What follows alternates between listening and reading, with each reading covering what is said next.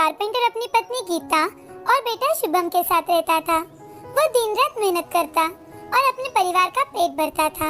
शिव बहुत ही सुंदर सुंदर अलग अलग तरीके के दरवाजे, खिड़कियाँ, कुर्सियाँ बनाता था। सब लोगों को उसकी बनाई चीजें बहुत पसंद आती थी। शिव का बेटा भी अपने पापा की तरह कारपेंटर बनना चाहता था, लेकिन शिव उसे पढ़ा लिखा कर अच्छा आदमी बनाना चाहता था। एक दिन शुभम अपनी माँ से, माँ, कल से मैं भी काम करने अपने पिताजी के साथ जाऊंगा। मुझे स्कूल में जाना पसंद नहीं है। ये क्या बात कर रहे हो बेटा? तुम्हारे पिताजी तुम्हें पढ़ा लिखा कर बड़ा आदमी बनाना चाहते हैं और तुम हो जो उन्हीं की तरह बनना चाहते हो। तुम्हें पता भी है तुम्हारे पापा कितना काम करते हैं, तब जाकर हमें कुछ खाने को मिलता है। अपनी माँ की बातें सुनकर शुभम को बिल्कुल अच्छा नहीं लगता। वो रोने लगता है। तभी काम खत्म कर शिव घर आता है तो शुभम को रोते देख शिव गीता से, क्या हुआ शुभम, क्यों रो रहे हो? क्या तुमने उसे कुछ कहा है? गीता शुभम की बताई सारी बातें शिव को बताती है। तब शिव शुभम से, ठीक है, कोई बात नहीं। कल से तुम मेरे साथ काम पर आ जाना। अब हम पहले खाना खाते हैं और खाना खाने के बाद दोनों बाहर घूमने जाएंगे। तभी गीता खाने के लिए रोटी और चटनी लाती है। उसे देखकर शुभम गीता से, मैं रोटी नहीं खाऊंगा। मुझे चटनी और रोटी बिल्कुल पसंद नहीं है। खाना है तो खाओ, नहीं तो रहने दो। भूखे पेट ही रह जाओ। घर में कोई सब्जी है ही नहीं तो मैं क्या खाना पकाऊं? तुम्हारे पापा की इतनी कमाई तो है नहीं कि हम हर रोज कुछ न कुछ अलग अलग बनाकर खाएं। शुभम अपनी माँ की बातें सुनकर चुपचाप से खाना खा लेता है।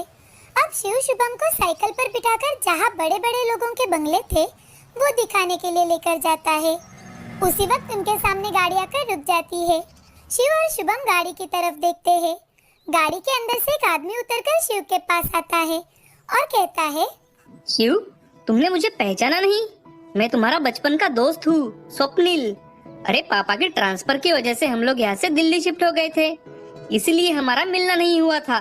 हम बचपन में साथ खेलते थे, क्या तुम सब भूल गए? अरे चलो हमारे साथ घर चलो।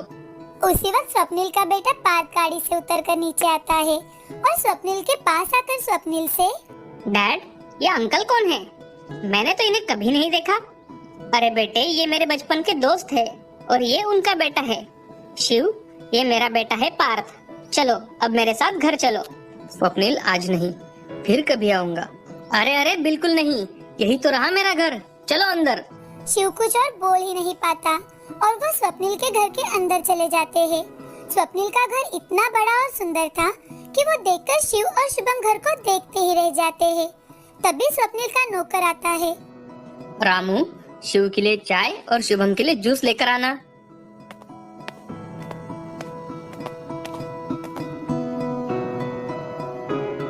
नौकर शिव को चाय और शुभम को जूस देकर वहाँ से चला जाता है। उसी वक्त पार्थ स्वप्निल से, डैडी, आज पढ़ाई करवाने की बारी आपकी है। आप मुझे प्लीज ये मैथ का प्रॉब्लम सॉल्व करवा दीजिए ना। स्वप्निल शिव और शुभम को लेकर पार्थ के कमरे में जाता है। पार्थ का कमरा बहुत ही बड़ा था। जितना शुभम का घर था उतना बड़ा पार्थ का कमरा था, जहाँ पर बड़े बड़े खिलौने, नई नई किताबें, लैपटॉप, कंप्यूटर रखे हुए थे, जो देखकर शुभम चौंक जाता है। पार्थ अपना लैपटॉप शुरू करता है। डैड, मुझे लैपटॉप पर ही मैथ का प्रॉब्लम सॉल्व करके बताओ। ठीक है बेटे, मैं तुम्हें अभी सॉल्व करके दिखाता हूँ। शुभम बेटा, तुम भी आओ। शुभम पार्थ के लैपटॉप को देखता है तो देखता ही रह जाता है। उसे लैपटॉप देखकर बहुत खुशी होती है। थोड़ी ही देर में शिव और शुभम अपने घर लौटने निकलते हैं। घर जाते जाते शुभम शिवा से, पापा, मुझे भी पार्थ जैसा ही लैपटॉप चाहिए। बेटे, हमारे लैपटॉप खरीदने इतनी हैसियत नहीं है। हम 2 वक्त की रोटी भी बड़ी मुश्किल से खाते हैं, तो मैं तुम्हें नया लैपटॉप कहाँ से ला कर दूँ? रुको बेटा, मैं अभी आता हूँ। शिव पास के ही दुकान में जाता है और दुकान में से पुराने, एक साइड से प्लेन वो पेपर इकट्ठा कर शुभम को ला कर देता है। ये तो पेपर है, मैं इसका क्या करूँ? बेटा, तुम इसके ऊपर अपनी पढ़ाई कर सकते हो। हमारे पास तो कोई लैपटॉप नहीं है, लेकिन अगर तुम चाहो तो इसके ऊपर लिखकर पढ़ाई कर सकते हो। यही तुम्हारा लैपटॉप होगा। अपने पिताजी की बात सुनकर शुभम बहुत दुखी हो जाता है। अब वो मन में ठान लेता है और मन ही मन, अब मैं बहुत पढ़ाई करूँगा और बड़ा आदमी बनूंगा। अब वो घर जाकर सो जाते हैं। दूसरे दिन सुबह उठकर शिव शुभम से, शुभम उठो, चलो, तुम आज मेरे साथ काम पर आना चाहते हो ना? चलो जल्दी तैयार हो जाओ। नहीं पापा, मैंने सोच लिया है कि मैं भी स्वप्निल अंकल जैसा बड़ा आदमी बनूंगा और मेरे साथ आपके सारे सपने पूरे करूंगा। उसके बाद शुभम अपनी पढ़ाई जी जान लगाकर करता है। अच्छी पढ़ाई के कारण स्कूल में शुभम को स्कॉलरशिप भी मिलती है। स्कॉलरशिप मिलते ही शुभम बहुत ज्यादा खुश हो जाता है और घर आकर शिवा से, पापा देखो, मुझे स्कूल से स्कॉलरशिप मिली है। अब मैं इस स्कॉलरशिप से कंप्यूटर खरीदूंगा।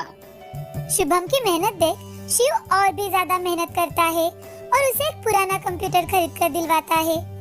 अब शुभम को समझ में आ चुका था कि पढ़ाई का उसके जीवन में क्या स्थान है। उसकी मन लगाकर की जाने वाली पढ़ाई देख उसके माँ पिताजी भी अब बहुत खुश